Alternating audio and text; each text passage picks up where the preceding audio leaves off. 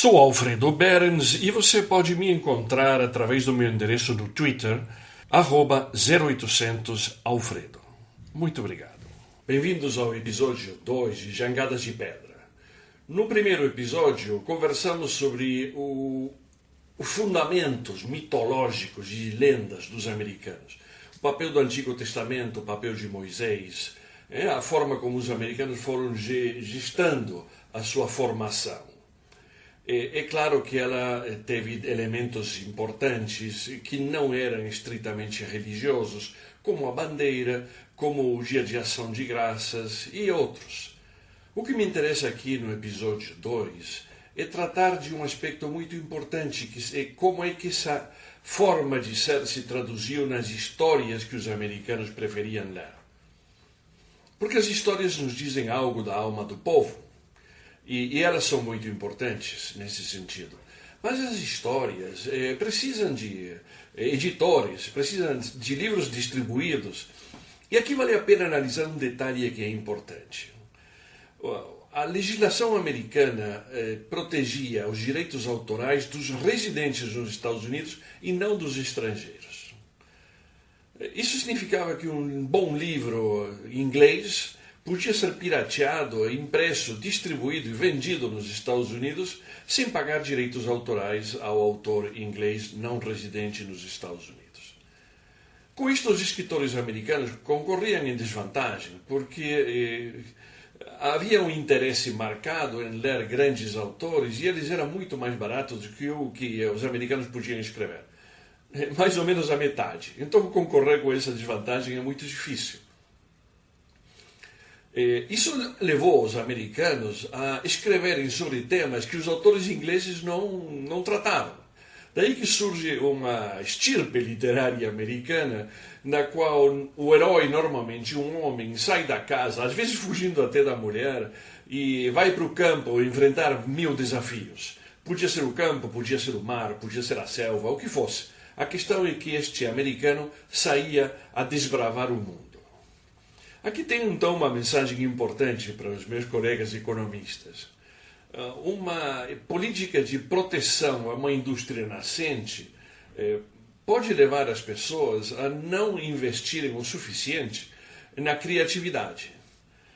Já viram como os americanos, não podendo concorrer contra uns escritores que não eram pagos, tiveram que desenvolver um estilo literário próprio. Já aqui recentemente no Brasil tivemos uma grande empresa de cerveja pressionando o governo do Rio de Janeiro, quebrado, para isenção de impostos de uma fábrica de latinhas. Lamentável, porque cerveja tem mais de 5.000 anos. E se é necessário isenção tributária para fazer latinhas, talvez essas pessoas deviam estar fabricando outra coisa que não cerveja. Mas vamos então aos nossos americanos. O que os americanos queriam ler? Bom, Washington Irving publicou um livro, Rip Van Winkle, que Italo Calvino considera fundacional da atitude americana da disposição à mudança. Aqui um homem, depois de uma bebedeira, deita embaixo de uma árvore e acorda umas décadas mais tarde. Seu cachorro morreu, todo mundo envelheceu, veste de forma diferente. Já não há mais rei, agora é uma república e tem um presidente. Uau! Essa ideia de que uma piscadela pode te levar a um mundo completamente diferente numa sociedade de mudança é o que Italo Calvino considera que é fundacional para a atitude em relação à mudança dos americanos. É isto o que Obama pega ao citar uma pessoa de 106 anos, uma senhora, que votou por ele na eleição que o tornou presidente pela primeira vez. Nesses 106 anos, essa mulher tinha assistido a muita coisa. Mas a fé em que era possível mudar, o Yes We Can, leva Obama à presidência. And this year, in this election, she touched her finger to a screen and cast her vote. Because after 106 years in America, through the best of times and the darkest of hours, she knows how America can change. Yes, we can. Os heróis não eram apenas homens. Temos aqui a Dorothy. Dorothy é levada por um tornado com seu cachorro, despejada no mundo que não conhece. Lá encontra um homem de lata que precisa de um coração, um espantalho que precisa de um cérebro e um leão que precisa de coragem. E ela precisa ajudar esses amigos, lutando entre bruxos diferentes, do bem e do mal. O interessante é que é uma menina e ela consegue, através do seu esforço pessoal. Por isso eu digo que há um grande elemento de individualismo. Dorothy é uma heroína para os jovens americanos. Ela aparece inclusive no Smithsonian. As sapatilhas de rubi dela estão aí. Mas o interessante é que a mensagem é que a força está dentro de você. Está dentro de você, não fora. Você pode. E por isso é que ela diz que se você precisa de algo, bom, ela está dentro do teu quintal, né? Que é uma expressão muito americana até os dias de hoje. Agora, outro aspecto muito interessante das histórias americanas é o foco em metas, né? Essas são importantíssimas. Então vamos ver aqui o caso de Moby Dick. Moby Dick foi escrito mais ou menos na mesma época que Martim Fierro na Argentina. Os argentinos andavam a cavalo, mas esses aqui já estavam no mar, eram baleeiros. Essa aqui é uma história que é importante porque o americano se sente confortável não apenas em terra, mas também no mar, posteriormente no ar e posteriormente até no espaço.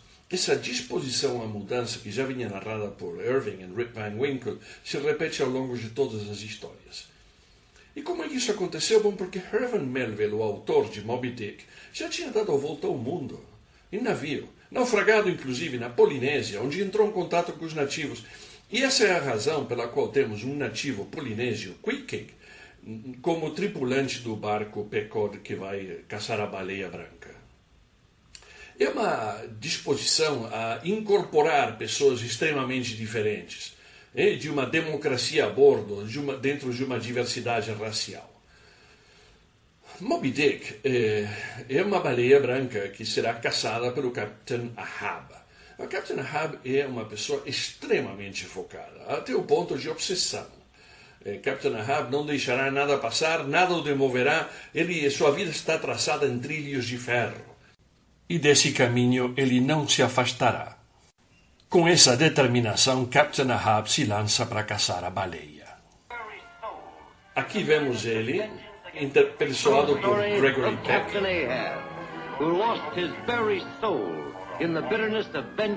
Ele argumenta que o único que eles precisam fazer é procurar a baleia branca. Mas ele levará a tripulação à morte. E ele não admite oposição. Starbuck, you opposing me, if so, I'll have you know that there's one God that is Lord over the earth and one captain over the Pequod. Ele é o único capitão neste barco que se chama Pequod. Então determina a perseguição da baleia branca. Lembre que estamos aqui no século XIX, os caçam à mão, remam para pegar a baleia, procuram se aproximar dela, têm que lançar os arpões,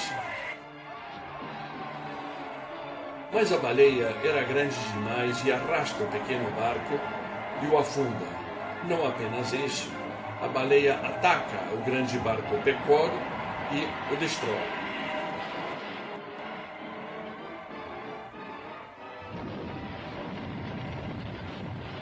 Isto é, Captain Ahab, obsessionado pela caça da baleia, ia levar a sua tripulação à morte.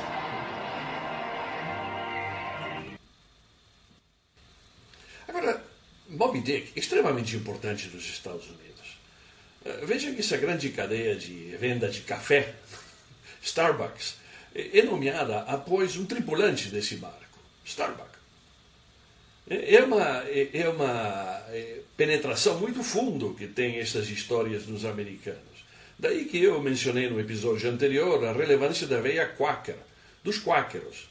Certo? Então os americanos continuam amarrados nas suas histórias e o logo da Starbucks foi evoluindo ao longo do tempo, mas sempre continuou sendo marítimo, com uma sereia no centro do logo. Pode ter mudado de vender café, chá para café, mas o logo continua sendo marítimo. E temos o caso também marítimo de Ernest Hemingway, O Velho e o Mar, The Old Man and the Sea. Esse aqui é um homem já velho que não está conseguindo pescar porque está com má sorte, ao ponto que os pais do seu mentorado o retiram do barco porque esse velho está salao, que é uma forma de dizer que daí você não vai tirar nada. Ele está empobrecido, a vela do seu barco, na verdade, é uma bandeira da indigência. Mas esse homem não desiste. Essa é a mensagem fundamental deste livro. A tenacidade do americano. Não interessa se terá êxito, ele não desistirá. E dia após dia ele rema com o barco, entra no mar para procurar caçar algo que ele precisa não apenas para viver, mas como alimento da sua própria espiritualidade.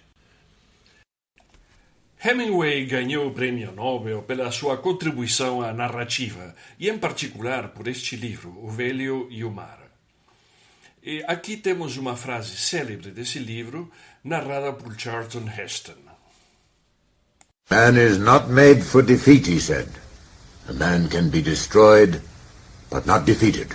Essa perseverança que caracteriza as histórias americanas se revela de muitas formas, inclusive na literatura infantil, como neste livro, A Pequena Locomotiva que Conseguiu. É um livro de 1930 e foi transformado em um pequeno vídeo, do qual eu vou mostrar apenas uma parte.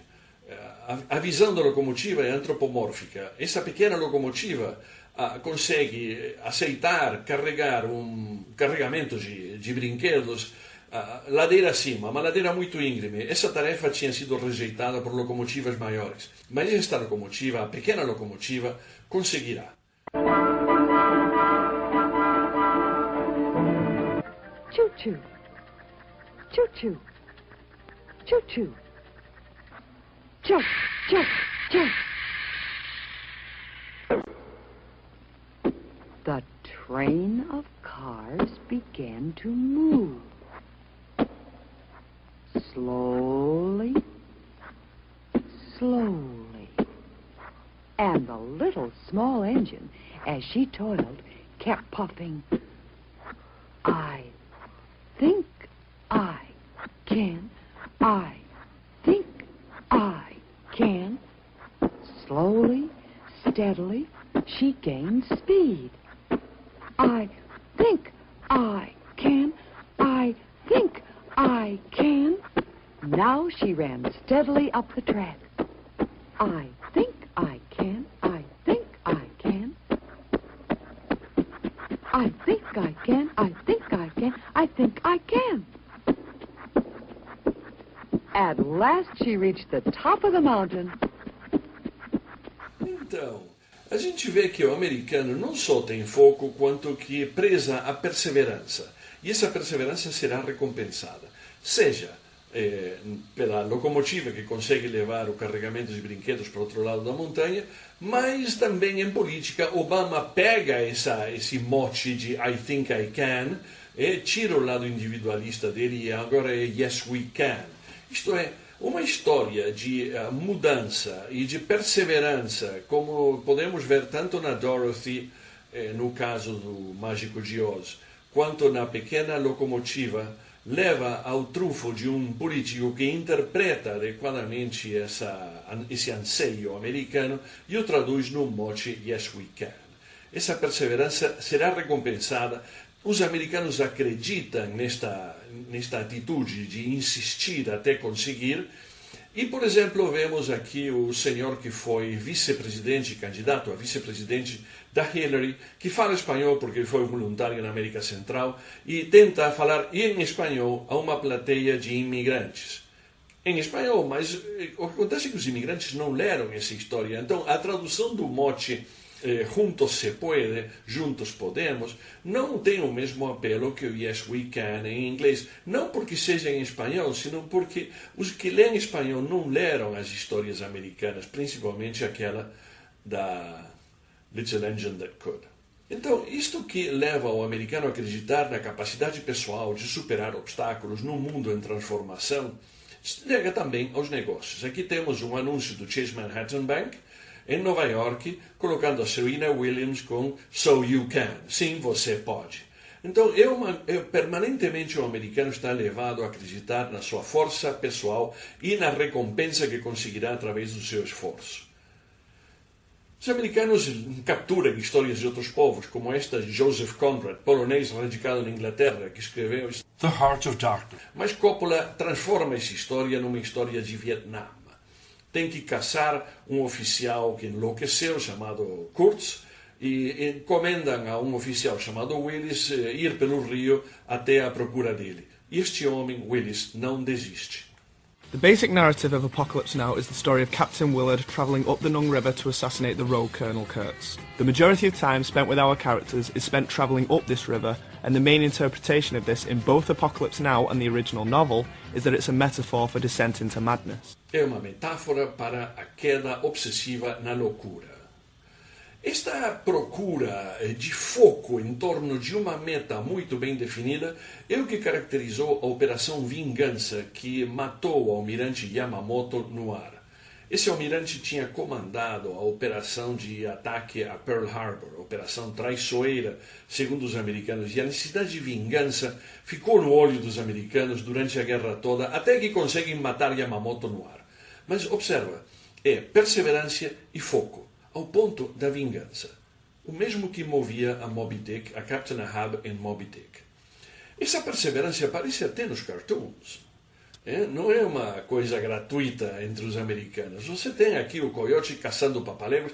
Você não entende bem por quê, porque se fosse para comer haveria alternativas mais baratas. Mas o foco e a perseverança é importante. Repara que porque o coiote não desiste, ele não é um loser. Ele não é um derrotado. Enquanto ele continuar a tentar, ele ainda é uma pessoa com esperança. E essa perseguição aparece em todos os cartoons americanos que a gente conhece, como, por exemplo, Tom and Jerry.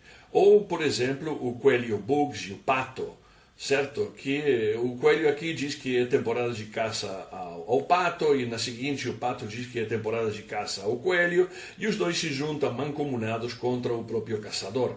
Mas este cartoon aparece novamente com a caça a Bashar al-Assad, da Síria. Quer dizer, há um entrelaçamento entre as histórias e a realidade.